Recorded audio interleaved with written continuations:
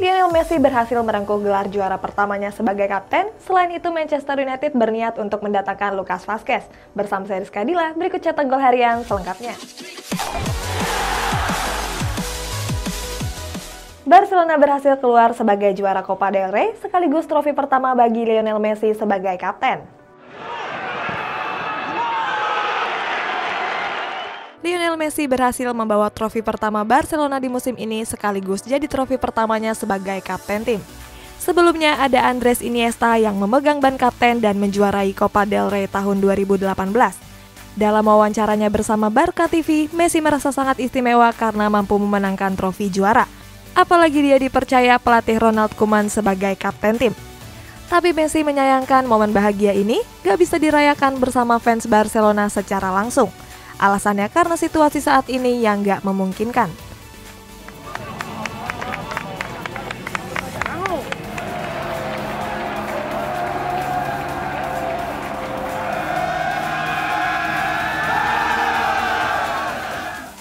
Setelah memenangkan trofi Copa del Rey, banyak pemain Barcelona yang ingin berfoto dengan Messi. Setelah keluar sebagai juara Copa del Rey kemarin, banyak pemain Barcelona yang mengantri untuk foto sama Messi.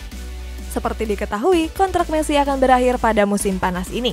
Kemenangan ini berkemungkinan besar akan jadi trofi terakhir Messi untuk Barcelona. Pada laga ini, Messi mencetak 2 gol dari total 4 gol yang tercatat di papan skor. Trofi ini sekaligus jadi trofi pertama Barcelona di musim ini.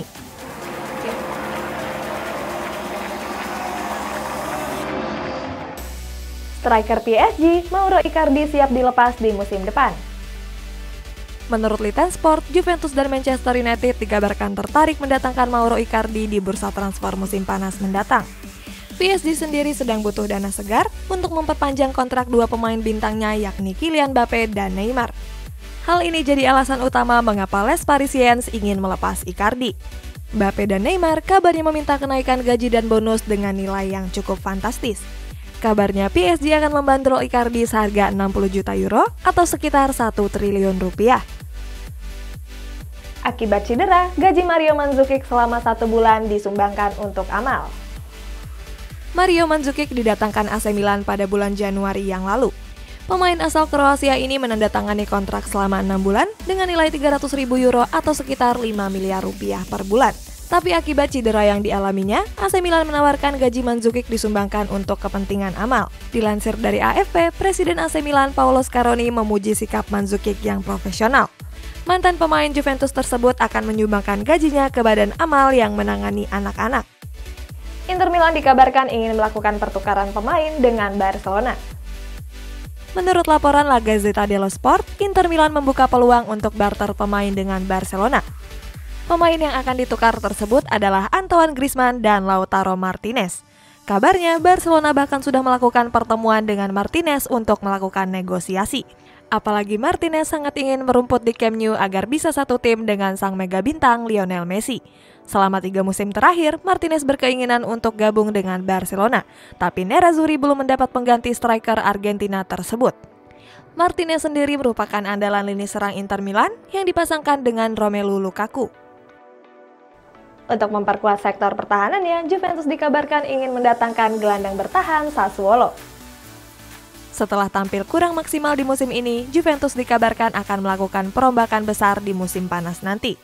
Menurut kabar, Bianconeri akan menambal sektor gelandang bertahannya. Setelah kepergian Sami Khedira, stok gelandang bertahan Juventus jadi terbatas.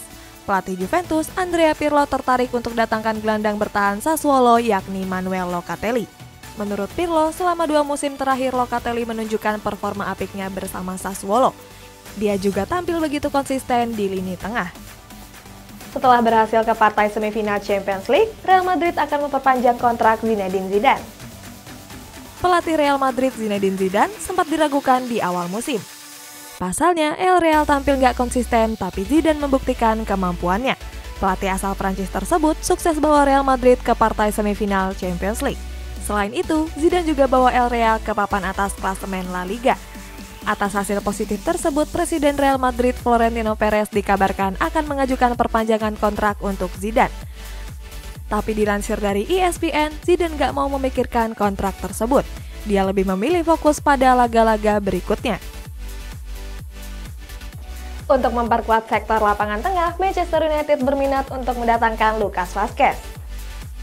Menurut laporan, Manchester United sudah melakukan pertemuan dengan agen Vazquez dalam waktu dekat ini. The Red Devil kabarnya telah lama mengincar pemain asal Spanyol tersebut. Menurut kabar dari Sport, Manchester United tertarik datangkan Vazquez ke Old Trafford pada musim panas mendatang. Nantinya Vazquez akan mengisi posisi Diogo Dalot yang kabarnya akan dijual.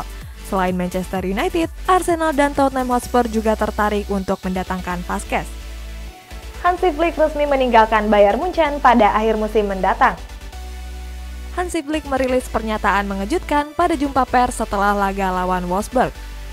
Dalam momen tersebut, Flick merilis pernyataan akan meninggalkan Bayern Munchen di akhir musim ini.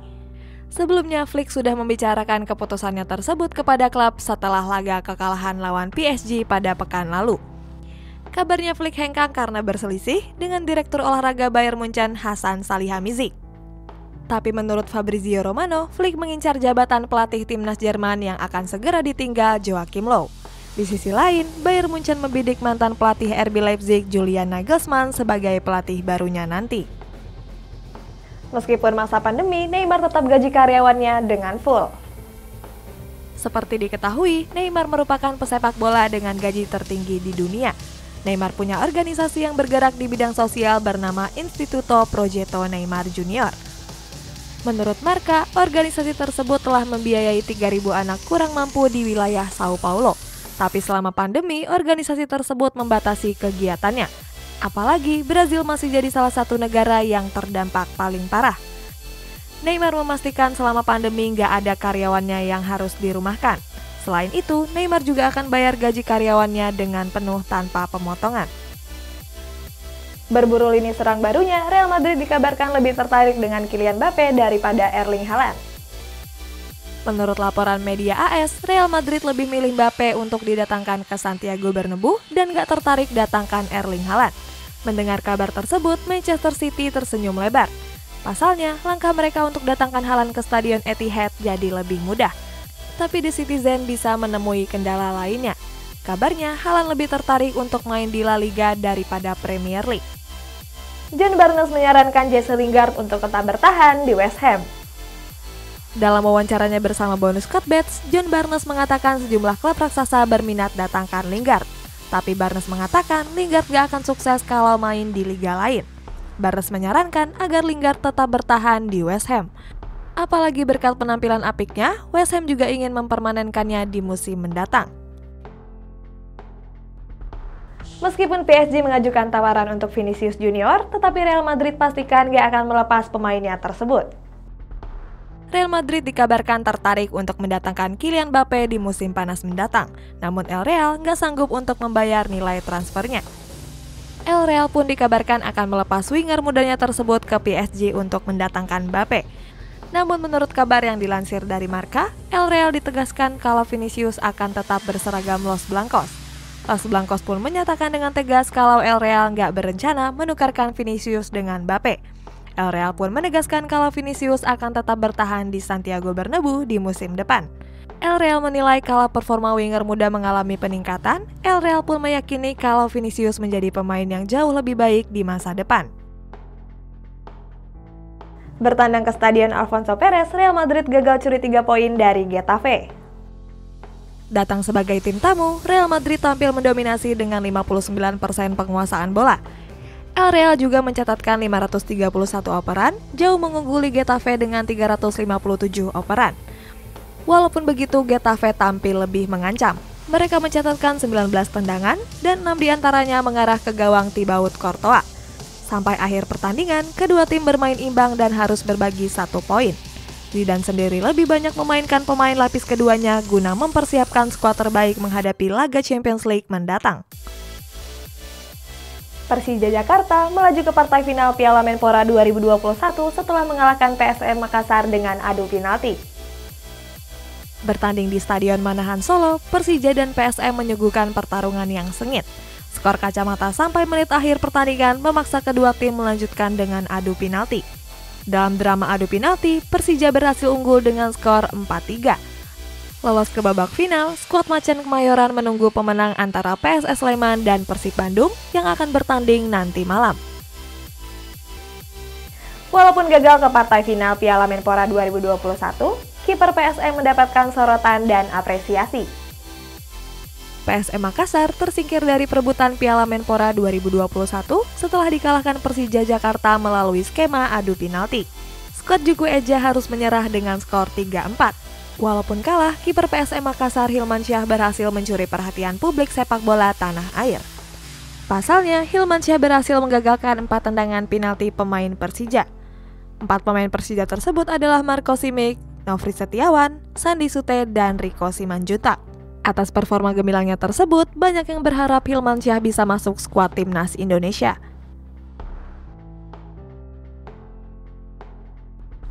"12 tim terbaik asal Inggris, Italia, dan Spanyol resmi bergabung dalam European Super League." European Super League lahir ketika pandemi menyerang dunia, termasuk benua Eropa. Kompetisi ini sendiri digagas oleh Presiden Juventus Andrea Agnelli. Sampai sekarang sudah ada 12 tim elit Eropa yang mendeklarasikan bergabung dengan European Super League. Nantinya mereka akan menggelar diskusi lanjutan dengan FIFA dan UEFA untuk membahas kelanjutan kompetisi baru ini. 12 tim tersebut adalah Real Madrid, Juventus, Barcelona, Manchester United, Liverpool, Chelsea, Arsenal, Atletico Madrid, Inter Milan, Manchester City, Tottenham Hotspur, dan AC Milan. Berita terakhir, UEFA memberikan ancaman kepada seluruh tim dan pemain yang berlaga di European Super League. Wacana European Super League memang sudah beredar sejak beberapa tahun yang lalu. Terbaru, 12 tim terbaik Eropa secara resmi menyatakan ketersediaannya untuk bergabung dalam kompetisi ini. Sebelumnya FIFA sudah menyatakan larangannya terkait European Super League ini pada bulan Januari yang lalu. Kali ini giliran UEFA yang maju ke garis terdepan. Bersama 6 federasi sepak bola resmi lainnya, FIFA dan UEFA menghapus klub dan para pemain yang berlaga di European Super League dari sepak bola internasional. Itu berarti mereka nggak akan bisa bertanding di kompetisi domestik, Eropa maupun dunia. Para pemainnya juga akan ditolak memperkuat tim nasional mereka.